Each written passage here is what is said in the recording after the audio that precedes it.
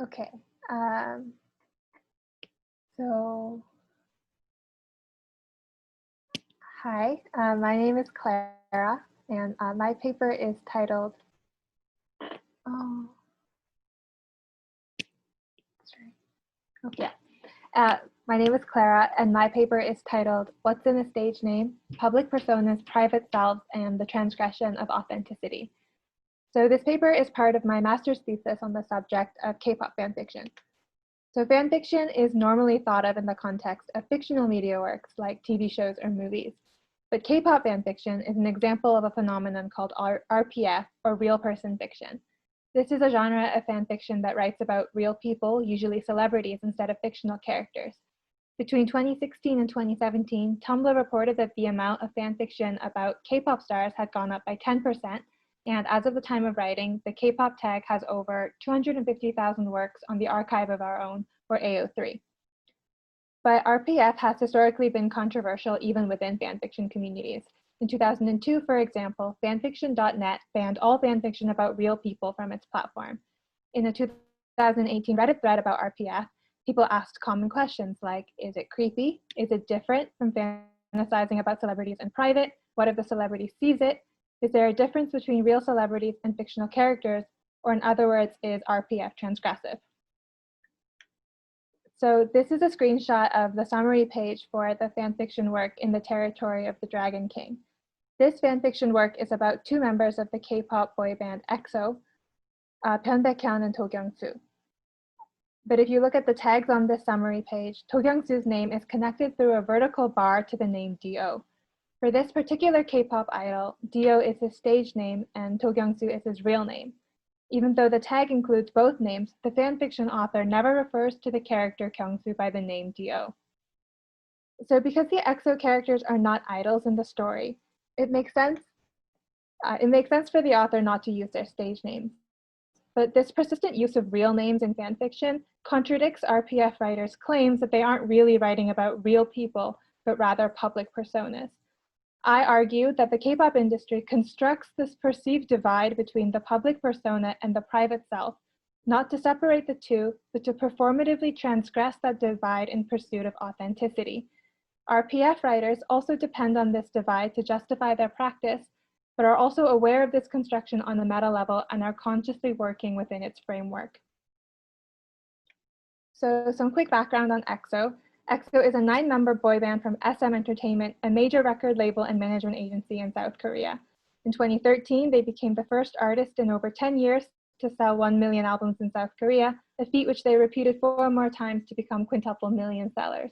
They were the first artists to hold a dome concert in South Korea, and their fandom currently numbers more than 4.58 million officially registered fans.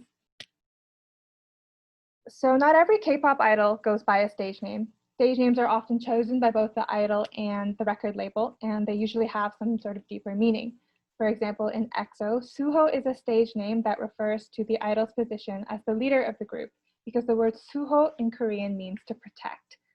Idols can also change their stage names throughout their career, such as GOT7's Junior changing his name to Jin Young, and BTS's Rap Monster changing his name to RM. In the book K-Pop Live, Seokyeon Kim defines K-pop as a multimedia performance. K-pop artists are not just singers, but all-around entertainers who must excel at all aspects of media performance, including singing, dancing, being a guest on variety shows, social media, and more. Therefore, this paper is anchored with discussions of both popular music and reality television. In her essay on British reality TV, Sue Holmes argues that reality television promotes this idea that there is a core self that can be uncovered through the show. In his book Liveness, Philip Auslander talks about how when Ashley Simpson was revealed to be lip-syncing, she faced a crisis of authenticity.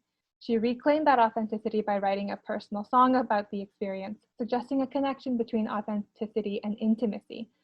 What I mean by intimacy here is a gesture toward interiority, the perception that there is something that lies beneath the public persona. In his essay about the popular music celebrity, P. David Marshall argues that the love songs performed by teen idols act as a conduit between fans and the personal and private realm of the singer. So to return to EXO, in 2013, they starred in their own reality TV show called EXO's Showtime. Showtime's claim to intimate authenticity lies in how the people on screen behave. They wear casual clothes, they crack inside jokes, and crucially, they refer to each other by their real names. In one episode, other idols are asked to identify the EXO members by name. A member of the veteran boy band TVXQ proudly says that he not only knows Sooyun's name, stage name, but also his real name of Kim Min-seok. This is meant to signify that he is close enough to Sooyun to know both his names. Knowing the real name is not only a sign of intimacy within the record label, because TVXQ and EXO are both signed under SM Entertainment, but also between EXO and their fans, because this kind of scene is only meaningful to fans who also know both names. So I am not claiming here that idols are always making calculated decisions about whether to use a stage name or a real name in any given context. But when an idol is given a stage name, every subsequent time that he or she uses their real name in public creates the effect of intimacy of a private world that is separate from the onstage world of performances and TV appearances. The real name serves as a kind of shorthand for this private world, and intimacy as a transgression of distance can only be created by first creating distance, which the stage name does. So fan producers, specifically RPF writers, also mind this gap in interesting ways. LiveJournal user Clara defends the practice of K-pop RPF in the following quote. The thing about RPF is there is no way for you to know whether the source text is genuine.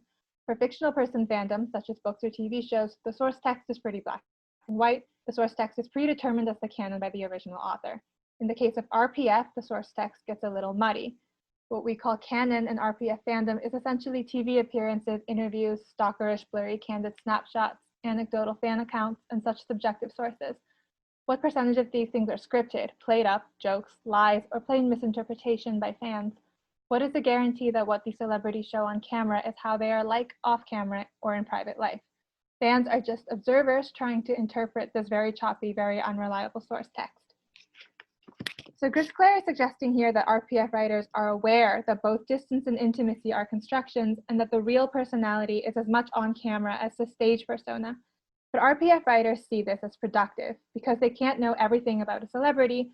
It frees them from a certain commitment to the real. Clara quotes another RPF writer in saying, "While I'm writing about them, I write them in a certain way, a little more thoughtful than they probably are, a little more genuine, a little more confused. I write them trying harder to get through life than I think they really are. I romanticize their problems, their struggles, to give them greater weight and depth than just some rich kid who's all woe is me, my life is so hard. I do that because I don't want to read about their bloated, competitive, soulless, consumptive, defensive little lives." So this describes RPF writers' dependence on the perception of depth, or something real that lurks beneath the public persona. Celebrities, to these writers, become more interesting when they are perceived to have greater underlying problems than those offered by the lifestyles of the rich and famous. So here I compare RPF writers to Joshua Gamson's game players. Gamson identified a category of audience who read the celebrity text as semi-fictional rather than realistic and are unconcerned with questions of authenticity. Instead, the celebrity system becomes a source of play. Sue Holmes writes that in reality TV, viewers haven't abandoned the idea of authenticity, but are instead searching for the moments of realness in an unreal environment.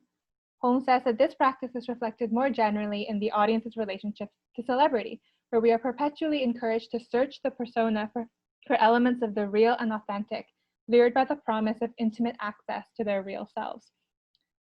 So should RPF writers be characterized as deviant?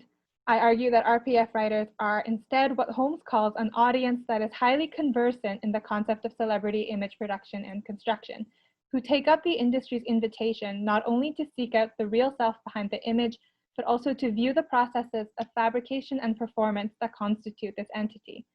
RPF writers are performing the same transgression of authenticity that the K-pop industry encourages, using the real name to gesture toward an interiority that can be explored in the narrative world of fanfiction. But RPF writers are split on what that interiority signifies. I suggest that this is ultimately a problem of desire. Desire for the celebrity motivates fan production practices like writing fan fiction, but competing desires, such as the one to write more interesting, in-depth stories, also come into play. So by using real names in their work, RPF writers both give the lie to their statement that they are only interested in the stage personas of celebrities and expose the name for what it is, not a true signifier of the celebrity's interiority, but yet another media construction.